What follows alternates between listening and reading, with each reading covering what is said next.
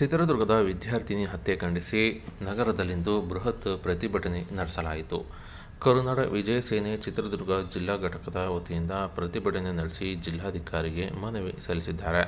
ಇನ್ನು ವಿದ್ಯಾರ್ಥಿ ನಿಲಯದ ಮೇಲ್ವಿಚಾರಕಿಯು ವಿದ್ಯಾರ್ಥಿಗಳ ಬಗ್ಗೆ ಗಮನ ಹರಿಸದೇ ಇರುವುದು ಕಂಡುಬಂದಿದ್ದು, ಕೂಡಲೇ ಅಮಾನತು ಮಾಡಬೇಕು. ಯುವತಿಯನ್ನು 8 ತಿಂಗಳ ಗರ್ಭಿಣಿಯಾಗಿರುವುದು ನನ್ನಿಂದಲ್ಲ, ಬೇರೆ ಹುಡುಗನ ಸಂಪರ್ಕದಿಂದ ಎಂದು ಹೇಳಿಕೆ ನೀಡಿರುವ ಹುಡುಗನನ್ನು ಪರೀಕ್ಷೆಗೆ ಒಳಪಡಿಸಿ ಚಾರ್ಜ್ ಶೀಟ್ ಸಲ್ಲಿಸಿ 3 ತಿಂಗಳ ಒಳಗಾಗಿ ತೀರ್ಪನ್ನು ನೀಡಬೇಕು. ಅಲ್ಲಿಯವರೆಗೂ ಯುವಕನಿಗೆ ಜಾಮೀನು ನೀಡಬಾರದು.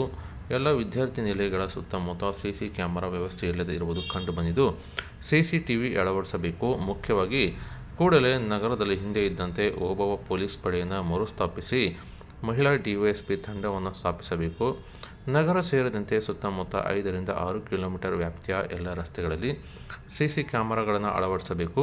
ಎಲ್ಲ ಸರ್ಕಾರಿ ಮತ್ತು ಖಾಸಗಿ ವಿದ್ಯಾರ್ಥಿ ನಿಲಯ ಮತ್ತು ಸರ್ಕಾರಿ ಶಾಲೆಗಳಲ್ಲಿ ಕಡ್ಡಾಯವಾಗಿ ಪ್ರತಿ ತಿಂಗಳು ಪೋಷಕರೊಂದಿಗೆ ವಿದ್ಯಾರ್ಥಿಗಳ ಚಟುವಟಿಕೆಗಳ ಬಗ್ಗೆ ಚರ್ಚಿಸಬೇಕು.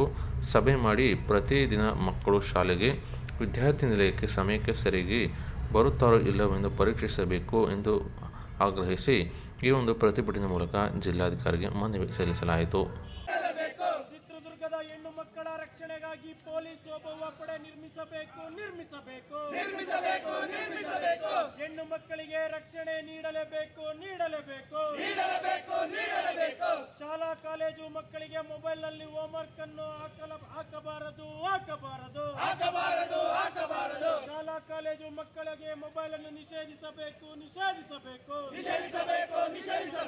ಬೇಕೇ ಬೇಕು. ಎತ್ತಕ್ಕಾಗಿ ಹೋರಾಟ. ಸರ್, ಸರ್ಕಾರನೇ ನಿಯಮ ಪಾಲನೆ ಮಾಡಿ ಈ ಮೊಬೈಲ್ಗಳನ್ನು ಮೊದಲು ನಿಷೇಧ ಮಾಡಬೇಕು. ದಯಮಾಡಿ ಸರ್.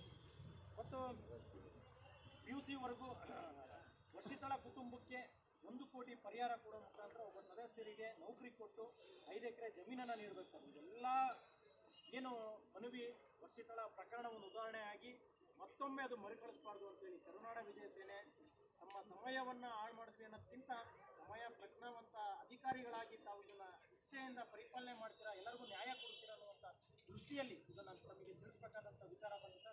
ದಯಮಾಡಿ ಪ್ರತಿಯೊಬ್ಬರ ದೇಶದ ಹೆಣ್ಣುಮಕ್ಕಳು ನಮ್ಮ ಮನೆಯ ಸಹೋದರರು ತಾಯಿಯಂದ್ರು ಅಂತ ತಿಳ್ಕೊಂಡು ನಾವೆಲ್ಲರೂ ಬದುಕಬೇಕಾಗಿದೆ. ದಯಮಾಡಿ ಅವರೆಲ್ಲರಿಗೂ ರಕ್ಷಣೆ ಬೇಕಾಗಿದೆ. ಕರುನಾಡ ವಿಜಯ ಸೇನೆ ಹೋರಾಟ ಸಾರ್ವಜನಿಕರ ದೃಷ್ಟಿಯಿಂದ ಇದೆ, ಮಹಿಳೆಯರಿಗಾಗಿದೆ. ದಯಮಾಡಿ ಇದ್ರ ಬಗ್ಗೆ ಕ್ರಮ ವಹಿಸಬೇಕು ಅಂತೇಳಿ ವಿನಯಪೂರ್ವಕವೂ ಒತ್ತಾಯ.